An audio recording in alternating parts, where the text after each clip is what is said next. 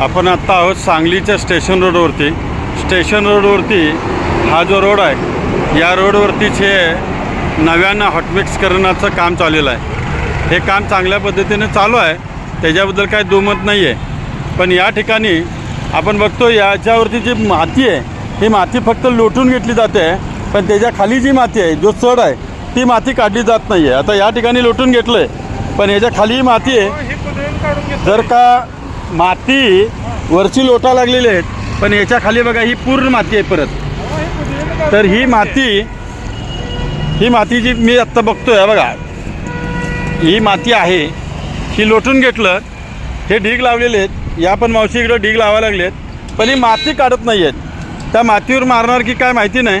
पण सगळ्यात महत्त्वाची गोष्ट सांगतो या ठिकाणी, की ही जी माती काढली किंवा इथला केर कचरा काढला आणि आपलं फक्त बघायचं, दुसऱ्याचं जळून का जाईना, या पद्धतीनं ही सगळी काढलेली घाण या ठिकाणी टाकायचं काम चालू केलं आहे. हे बघा या ठिकाणी. म्हणजे हे कोणी महानगरपालिकेने उचलायचं का?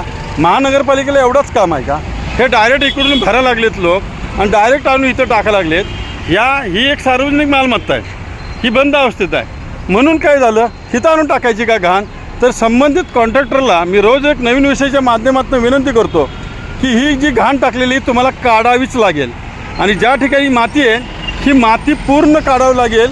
की या ठिकाणी जी माती साठलेली आहे, ह्याच्यावरच हे लोटून घेऊन हे थर मारण्याचा प्लॅन जर असेल तर तो चालणार नाही, काढायला लागेल. याची दक्षता तुम्ही घ्यावी. मी सचिनभाऊ कदम रोज एक नवीन विषयाच्या माध्यमातून आपल्याला विनंती करत आहे. धन्यवाद.